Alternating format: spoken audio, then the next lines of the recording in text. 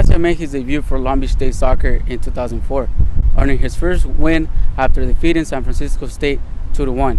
13 years later, he collected his 150th career win after defeating the University of San Diego 3-0 here at George Allen Field. The outbreak of hepatitis A, which spreads through contaminated food and water, can lead to liver disease. It has reached Los Angeles County's homeless population, and here in the city of Long Beach, they're preparing to prevent it. Getting vaccinated is the best way to prevent hepatitis A. In Long Beach, almost 400 people have been vaccinated so far, mostly homeless and drug users. Emily Holman says there are 0 diagnosed cases of hepatitis A. We're going to do some outreach in the encampments, in the homeless encampments, over the next few weeks. So actually bringing vaccine and vaccinating people out in the encampments. And then we hope to do more clinics over the next few weeks in different areas of Long Beach. The Rescue Mission of Long Beach, who helps thousands of homeless people, is working with the Department of Health and Human Services to vaccinate its staff. They interact with clients and residents on a daily basis. The disease spreads mostly within the homeless community because of the conditions they live in. When you don't have facilities to use the bathroom, especially if you're living along the LA River, oftentimes people will just defecate near the water or in a centralized place, and because you don't have the capacity to wash your hands in warm water. This is one of the places where the homeless can come and get their free vaccines and use the facilities if they need to. Last week, the center offered 107 vaccines to people who receive services here. Jose Olmeda, who stays here at this shelter, says he's been taking care of himself. Stay away from trouble. And don't trust anybody. It's that kind of attitude that has kept Olmeda safe. But most need Long Beach's clean team. They work to clean the streets, sidewalks, and parks with bleach if there's any sort of outbreak. They hope this kind of action will prevent the virus from spreading. Right now, there are no hand washing stations set up in Long Beach. But if an outbreak occurs, the Infectious Disease Office will set up stations in different areas of Long Beach. For more information about hepatitis A, you can go to longbeach.gov/hep-A. For Campus Connections, Gustavo Ortega, back to the studio. Thank you, Jody and Lindsay. The Long Beach State women's volleyball team lost in 3 straight sets on the road against number 23, Cal Poly, on Saturday night. In women's tennis, Long Beach State picked up 3 singles victories on Sunday at the 2017 ITA Southwest Regional, thanks to Lena Pacholski, Natalie Munoz, and Georgia Gullin. Last night, Long Beach State women's soccer defeated UC Riverside at George Allen Field 3-0. Sarah Mayer scored the first goal with a strong header. Rola Barawilla expanded the advantage via penalty, and Tori Bolden finished the Highlanders with a strong shot.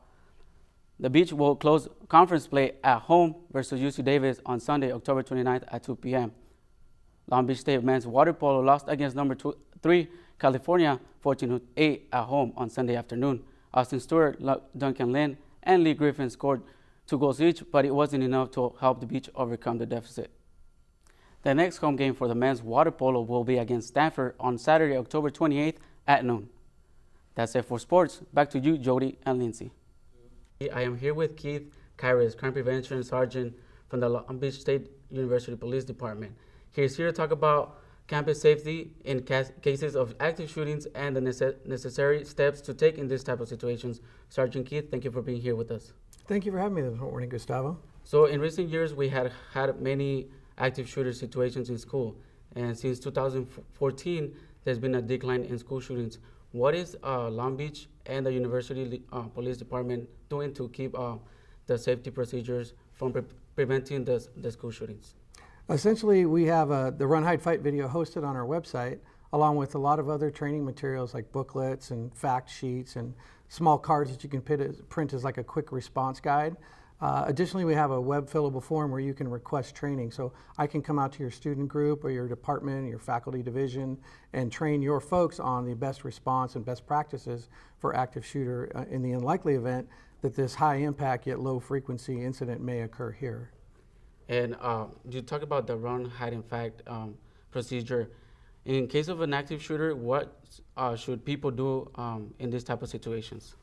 Essentially, most of the people that may be exposed to this will probably have an appropriate response of the run model, because it's not happening right where you are in your immediate space. You just need to get away from the area.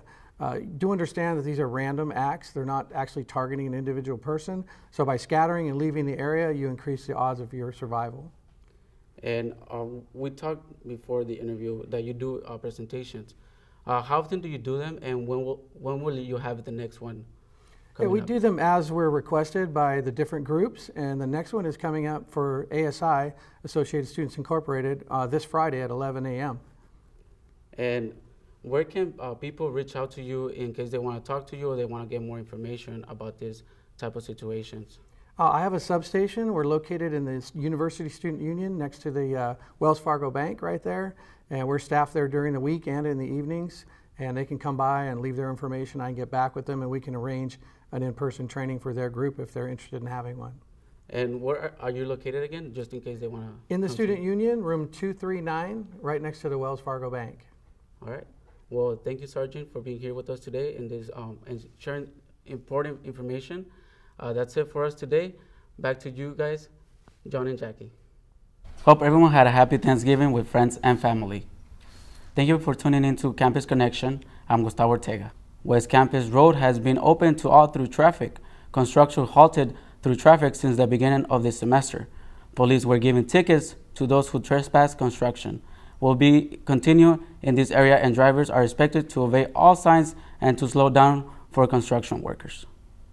Every year, department stores are opening their doors for Black Friday shoppers even earlier. Many stores were open on Thanksgiving Day, offering great discounts on apparel, electronics, and many more.